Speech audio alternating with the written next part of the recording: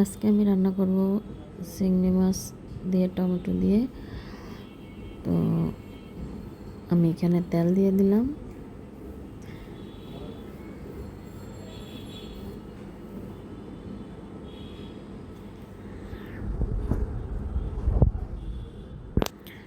এখন আমি চিংড়ি মাছের সাথে হলুদ, মরিচ, লবণ দিয়ে একটু মাখিয়ে নিয়ে চিংড়ি মাছগুলো তেলের মধ্যে দিয়ে দিলাম।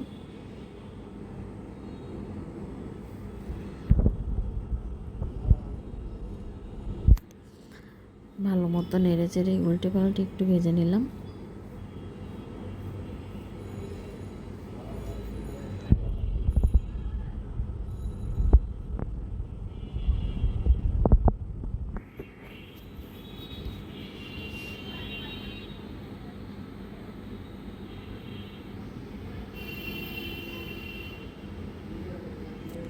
আমার চিংড়ি মাছগুলো ভাজা হয়ে গেছে, হালকা করেই ভেজেছি যেহেতুগুলো রান্না করব। তো আমি উঠিয়ে নিছি।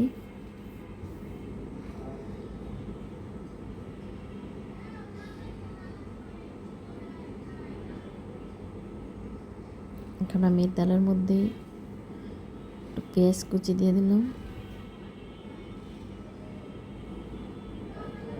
টমেটো দিয়ে রান্না করব, তো সেজন্য পেঁয়াজ অল্প দিলাম।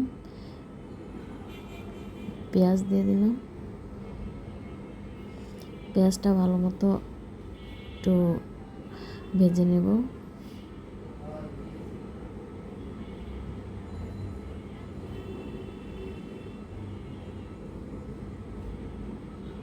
সামান্য পরিমাণ লবণ দিয়ে দিলাম। লবণটা আর কি স্বাদ মতো দিবেন।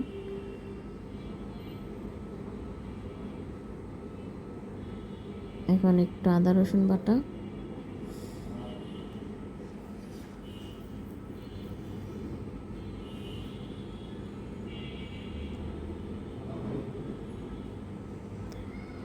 এক চামচ পরিমাণ হলুদের গুঁড়া দিলাম, এক চামচ মরিচের গুঁড়া। হলুদ মরিচটা একটু কম দিলেও চলে আপনার। টমেটো আর যখন মাছ ভাজছিলাম তখন তো মাছের মধ্যে হলুদ মরিচ দেওয়াই ছিল। কাঁচামরিচ দিয়ে দিলাম।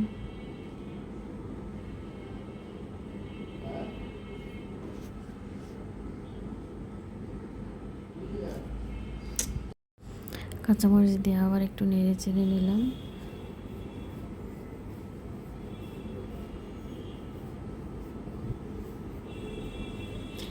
এখন দিয়ে দেব টমেটো কুচি। টমেটো বেশি পরিমাণে দিয়েছি যেহেতু টমেটো দিয়েই চিংড়ি মাছ রান্না।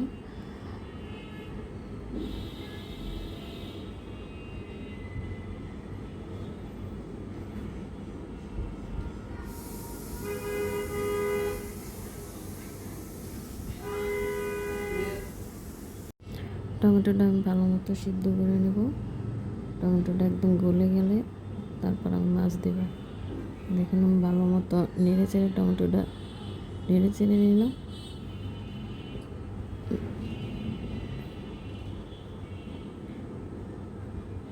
প্রায় সিদ্ধ হয়ে গেছে। এখন আমি একটু পানি দিয়ে দেব।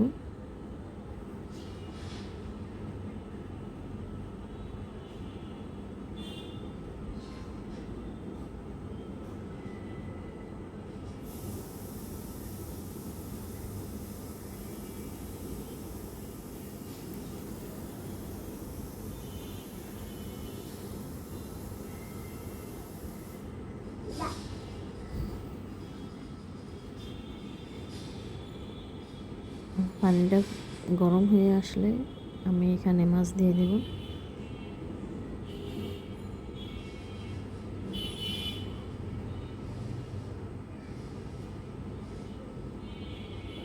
চিংড়ি মাছ তো তাই পানিও অল্প দিলাম। চিংড়ি মাছ খুব তাড়াতাড়ি সিদ্ধ হয়ে যায়, ভাজার সময়ই সিদ্ধ হয়ে গেছে। এখন আমি ধনেপাতা দিয়ে দেব। দিয়ে আমি একটু ঝোলটা টানিয়ে নামিয়ে নেব।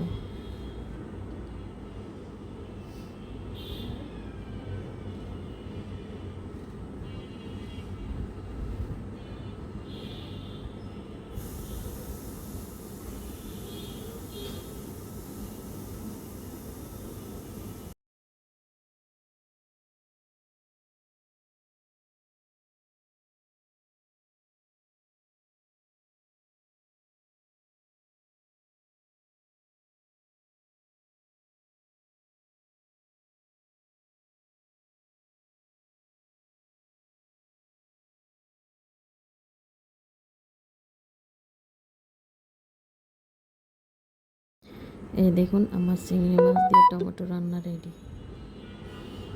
সবাই প্লিজ সাপোর্ট করবেন, লাইক কমেন্ট শেয়ার করবেন।